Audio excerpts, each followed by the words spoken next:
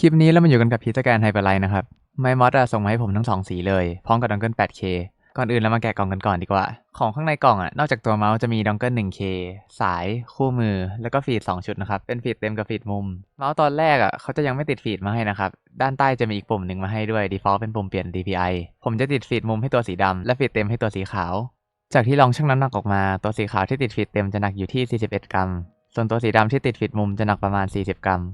รูปทรงของเมาส์ตัวนี้ถ้าดูจาก Elo Shape จะเห็นว่ามันคือ Viper Mini Cone เลยนะครับแต่คือต้องบอกอย่างนี้ก่อนว่าเราจะตัดสินทุกอย่างจาก Elo Shape ไม่ได้นะครับเพราะมันจะเห็นแค่ภาพมุมสูงเห็นแค่ส่วนที่กว้างที่สุดของเมาส์คือเราจะไม่เห็นเลยว่าด้านข้างมันเว้าเข้าไปลึกขนาดไหนอย่างของตัว Hyperlight ตัวนี้จะวัดส่วนที่แคบที่สุดได้ประมาณ55มิลนะครับผมคิดว่าเมาส์ตัวนี้ต่างจาก ATK F1 ตรงที่ F1 middle hump มันสูงกว่านิดนึงทำให้มันไปแทงข้อต่อของฝ่ามือนะครับสำหรับคนที่มองว่าเรื่องนี้เป็นปัญหาบน Hyperlight จะไม่เจอแน่นอนและที่ด้านข้างของตัวเมาส์ผมรู้สึกว่ามันออกแบนๆเรียบๆวอลเข้าไปแค่นิดเดียวไม่ได้เข้าไปลึกเหมือน Viper Mini และแบ็คฮัมมันก็จะออกบานๆกว่าหน่อยผมถึงได้บอกว่าอย่าเชื่อ Elo Shape นั่นแหละครับ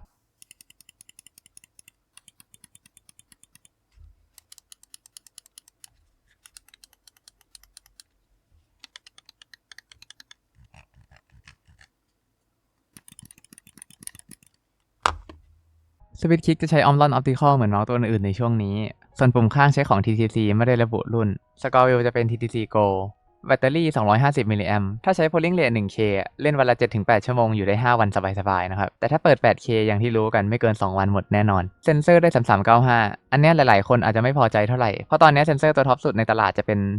3950แต่ที่ผมอยากจะถามทุกคนก็คือคุณสามารถแยก3395กับ3950ออกด้วยตาเปล่าได้จริงๆเหรอครับไหนจะ polling rate 4K 8K ที่ชอบถามกันมาอีกเอาเป็นว่าเดี๋ยวผมจะอิงจาก Pro Player Valorant แล้วกันว่าเขาใช้ polling rate เท่าไหร่กันบ้างจาก Pro Setting ตอนนี้จะมีผู้เล่นอยู่451คนผมจะดึงข้อมูลจากหน้านี้ด้วย Extension Instant Data Shaper นะครับ Export ไฟล์ออกมาเป็น Excel แล้วก็ใส่สูตรนับเข้าไปจะเห็นว่าจาก451คนเมื่อกี้จะเหลืออยู่แค่440อันนี้เป็นเพราะว่ามันมีอยู่11คนที่ไม่มีในฐานข้อมูลนะครับว่าใช้ polling rate เท่าไหร่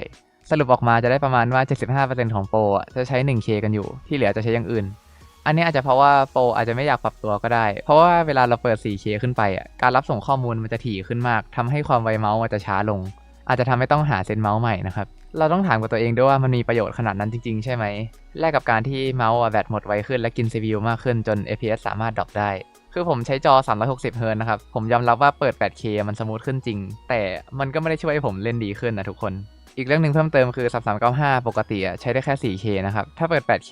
เหมือนว่าจะเป็น 8K ที่ไม่มี motion sync ใน Reddit บอกกันมาว่าไม่เสถียรอีกเรื่องนึงคือการใช้ G4X ตาม Pro Player ต้องยอมรับนะครับว่า Superlight เป็นทรงเมาส์ที่คนส่วนใหญ่น่าจะจับได้ถนัดไม่ว่าจะจับท่าไหนก็ตามจะปาล์มจะคอหรือ fingertip แต่เมาส์ตัวนี้รูปทรงมันออกแบบมาไม่ไปสุดสักด้านเลยด้วยความที่ฮัมของมันอาจจะสูงไปหรือด้านข้างมันอาจจะเรียบแบนเกินไปไม่เว้าทำให้จับคลอได้ลำบากไหนจะงานประกอบกับผิวที่ไม่สมกับราคาอีกสิ่งที่ดีบน Logitech ก็คือซอฟต์แวร์กับเซนเซอร์ครับอันนี้ลองไปฟัง Podcast Official ในช่อง NMC ได้นะครับเป็นความรู้มากๆเลยกลับมาที่ Hyperlight กันดีกว่าส่วนตัวผมเห็นแค่กล่องกับงานด้านใต้ก็พอจะเดาได้แล้วนะครับว่าเป็นโรงงานเดียวกันกับ VXE ATK แล้วก็ Ninja Zone นั่นแหละแต่ว่างานประกอบของเจ้าตัวเนี้ยมันแข็งแรงมากเลยสำหรับเมาส์ที่หนักแค่40กรัมนะครับต่อให้จิกแรงยังไงก็ไม่มีเสียงเลยจริงๆผมไม่สนใจเรื่องบีบแรงหรือว่าบีบด้านใต้เลยนะครับเพราะว่าเวลาเราใช้งานจริงๆมันไม่มีทางไปถึงขั้นนั้นอยู่แล้วฟีดจากโรงงานรอบนี้เป็นของอะไรไม่รู้นะครับแต่ว่าดีกว่าฟีดที่มากับพวก ATK หรือ Ninja Zone แน่นอนโคตติ้งผิวของเจ้าตัว Hyperlight เอาจริงๆผมมองว่ามันแอบคล้ายกับของ ATK นั่นแหละครับแต่มีการอัปเกรดให้เหน็บมือเพิ่มขึ้นไปอีกขั้นหนึ่งผิวสัมผัสรู้สึกดีกว่าเดิมทั้ง2สีมีผิวโคตติ้งต่างกันนะครับจริงๆมันก็คล้ายกันนั่นแหละแต่ตัวสีดำจะรู้สึกเหน็บมือกว่าตัวสีขาวซอฟต์แวร์ตอนนี้เวอร์ชัน 1.0.1 นะครับเดี๋ยวผมจะเริ่มที่เชื่อมดองเกิล 8K ก่อนเปิดหน้าซอฟต์แวร์ค้างไว้และถอดดองเกิล 1K ออกก่อนเลยดองเกิล 1K โลโก้จะเป็นแบบสีดำทึบนะครับแต่ว่าเจ้าตัว 8K จะมีไฟ LED สีขาวปิดไม่ได้เสียบดองเกิล 8K เข้าไปเลยหลังจากนั้นให้ทำการกดสเปซบาร์1ทีนะครับเปิดสวิตช์ใต้เมาส์เราคลิกซ้ายคลิกขวากับเมาส์กลางพร้อมกันจนกว่าจะมีไฟกระพริบนะครับกดสเปซบาร์อีกทีเพื่อ Start Pairing แล้วรอโปรแกรมขึ้นสักเซตแค่นี้ก็เรียบร้อยครับสิ่งที่ผมไม่ชอบในซอฟต์แวร์ตัวนี้ก็คือผมเชื่อมเมาส์สีขาวแต่ในโปรแกรมมันจะขึ้นเป็นสีดำและไม่มีตั้งค่าให้เปลี่ยนสีด้วยนะครับคีย์คอมบิเนชันไม่สามารถกดสเปซบาร์ได้อันนี้เข้าใจว่าเป็นบั๊กรออัปเดตนะครับและซอฟต์แวร์ตัวนี้ก็ไม่มีมาโครด้วยและที่แปลกก็คือ Default Time เขาตั้ง Default มาจากโรงงานที่0มิลลิเซกนะครับอันนี้ถือว่าแปลกพอสมควรผมแนะนำว่าอย่าปรับต่ำกว่า4มิลลิเซกนะครับป้องกันเมาส์เบิ้ล ส่วน Auto Sleep เนี่ยอันนี้ผมจะตั้งไว้ที่10นาที Motion Sync จะช่วยให้เวลาเราขยับเมาส์มีความแม่นยำมากขึ้นแต่จะเพิ่มดีเลย์เข้าไปในตัวเมาส์แทนอันนี้ผมแนะนำว่าถ้าใช้ polling rate ที่ 1K 2K เนี่ยให้ปิดแต่ถ้า 4K 8K เนี่ยให้เปิดไว้นะครับส่วนตัวผมใช้ 1K ผมเลยจะปิดไปที่แถบ performance DPI จะสามารถตั้งได้4สเตจนะครับสามารถปรับได้ตั้งแต่50ถึง 26,000 polling rate เนี่ยถ้าเราปรับเกิน 1,000 high performance มันจะเปิดเองอัตโนมัตินะครับแต่ผมใช้ 1,000 แล้วก็จะเปิด high performance ด้วย Ripple Control เนี่ยจะช่วยให้เป้าสมูทขึ้นเวลาเราใช้ DPI สูงที่ว่าคือหลักหมื่นนะครับใช้แค่800 1,600ไม่ต้องเปิด Angle Snapping ช่วยให้การลากเมาส์เป็นเส้นตรงมากขึ้นอันนี้ผมไม่แนะนำนะครับมันเหมือนกับว่ามีโปรแกรมเข้ามาช่วยบางทีเราอาจจะไม่อยากให้เป้ามันตรงก็ได้นะครับแต่ว่ามันบังคับเป็นเส้นตรงอันนี้โปรส่วนใหญ่ก็ปิดกันหมด Long Distance Mode ก็ตามชื่อเลยครับถ้าดองเกิลอยู่ไกลก็เปิดวิธีการเชื่อมต่อที่ดีที่สุดก็คือเชื่อมต่อผ่านสายเคสหลังคอมครับแล้ววางดองเกิลใกล้ๆเมาส์เพื่อลด latency ให้ได้มากที่สุดสุดท้าย Lift Off Distance อันนี้แล้วแต่ความชอบเลยครับส่วนตัวผมใช้1มิลเพราะว่าผมชินแล้วสรุปแล้วเมาส์ตัวนี้ถือว่าเป็นตัวเลือกที่ดีสำหรับงบ 3,000 ประกันไทย1ปีนะครับมันหนักแค่40กรัมสำหรับเมาส์ที่ไม่ได้ทำจากแมกนีเซียมเนี่ยถือว่าเบาแล้วนะครับถ้าคุณไม่ได้ซีเรียสว่าเซนเซอร์ต้องเป็น3950เท่านั้นนะรูปทรงแบบ Viper Mini ส่วนตัวผมมองว่าเหมาะกับท่าจับแบบรีแลกซ์คอเป็นพิเศษนะครับเจ้า Hyperlight เหมาะสำหรับคนที่ชอบให้ด้านข้างของเมาส์เป็นแบบเรียบๆเป็นแบนๆไม่ค่อยเว้าทำให้สามารถจับแบบ Pincher Claw ท่าที่ผมจับอยู่เป็นการปล่อยให้นิ้วนางกับนิ้วก้อยหนีบไว้ข้างเมาส์โดยที่ไม่ต้องเกร็งมืออะไรนะครับ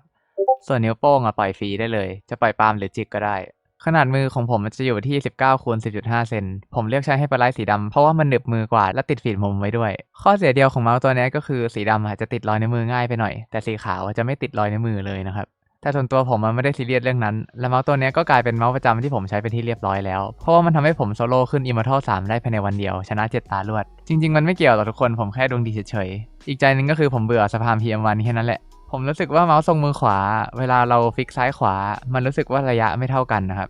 อันนี้ไม่แน่ใจว่ามีใครคิดเหมือนผมไหมเอาเป็นว่าสำหรับใครที่อยากเลือกซื้อเมาส์สิ่งแรกที่ผมอยากให้ทุกคนให้ความสำคัญที่สุดก็คือรูปทรงครับอย่าพูดว่าใช้เมาส์ตัวไหนก็ได้ขอแค่มันทนๆก็พอต้องบอกก่อนว่าเดี๋ยวนี้ไม่ว่าเมาส์ตัวไหนก็ได้สเปคตัวท็อปเหมือนกันและไม่พังแน่นอนอยู่แล้วผลิตก็ผลิตที่จีนเหมือนกันหมดถ้าคุณจะบอกว่าเล่นเมาส์ไหนก็ยิงได้ผมก็กล้าพนันเลยครับว่าไม่มีทางที่คุณจะใช้เมาส์ที่คุณไม่ถนัดได้นานหรอกครับไม่เกิน3ชั่วโมงยังไงมือคุณก็จะเริ่มเมื่อยแล้ว performance ก็จะดรอปนั่นแหละครับที่มาของคำว่า shape is kingเรื่องรองๆนอกจากรูปทรงที่คุณควรคิดตอนที่เลือกซื้อเมาส์มีอีกแค่2อย่างหลักๆครับก็คือผิวโคตติ้งและน้ำหนักเมาส์ชอบให้มันหนึบมือขนาดไหนหรือว่าชอบให้เมาส์มันเบาแค่40กรัมหรืออยากให้มันมีน้ำหนักหน่อยที่60กรัมคำถามที่เกี่ยวกับเมาส์ที่พบประจำในช่องผมจะเป็นประมาณว่าแนะนำเมาส์ตัวไหนดีหลังจากนี้เป็นความคิดส่วนตัวของผมล้วนๆเลยนะครับสำหรับใครที่จับปาล์มผมอยากให้ลองจับเมาส์Ergoไปเลยดีกว่าผมคิดว่าถ้าจับมันเข้ากับรูปเมาส์ได้ดีที่สุดแล้วนะครับส่วนคอกีบงบเริ่มต้นผมคงไล่ไปให้ลองจับ VXE Matte R นั่นแหละเพราะมันก็คือ R1 Pro ที่เบาลงจาก49กรัมเหลือแค่38นึกภาพเราซื้อ R1 Pro มา900บาทกับดองเกิล 4K มาอีก400รวมๆก็ 1,300 เนาะงบนี้เราสามารถซื้อ Matte R ได้แล้วนะครับแถมได้ 8K มาในกล่องด้วยโดยที่ไม่ต้องซื้อแยกส่วนรุ่น Major ผมมองว่า3950มันไร้สาระนะครับผมคงไม่คิดจะจ่ายเงินเพิ่มส่วนคนที่จับ Aggressive Core ตัวจบในเวลานี้จริงๆยังไงก็คงเป็น Nijutsu Solar V2 นั่นแหละครับสำหรับ Fingertip User ผมแนะนำเป็นเมาส์สั้นๆแบบในรูปเลยหรือไม่ก็เมาส์เบาไซส์ S อย่าง WL Mouse หรือ Final Mouse ก็ได้ส่วนคนมือเล็กผมมองว่าจับอะไรก็ถนัดอยู่แล้วครับแต่ถ้าใครจะเอาชัวร์ๆผมมองว่า Orbital Pathfinder ถือว่าเป็นตัวเลือกที่ดีที่สุดในตอนนี้เลยสำหรับการหาทรงเมาส์ที่คุณชอบเคยคิดประมาณนี้ไหมครับว่าสมมติว่าเราไปซื้อเมาส์จีนตัวละ1,000อย่างเงี้ย6ตัวแล้วปรากฏว่ามันไม่มีตัวไหนที่เราจับถนัดได้เลยผมคิดว่ากำเงิน 6,000 ไปซื้อ Pathfinder มาแค่ตัวเดียวเพื่อหารูปทรงที่ตัวเองชอบพอเจอแล้วค่อยหาทรงที่ใกล้เคียงกันมากที่สุดและมีงานประกอบดีๆเอาทีเดียวก็ได้ครับถ้าคิดตามเนี้ยเราอาจจะลดคอสหลายๆอย่างและลดเวลาการลองผิดลองถูกได้เยอะเลย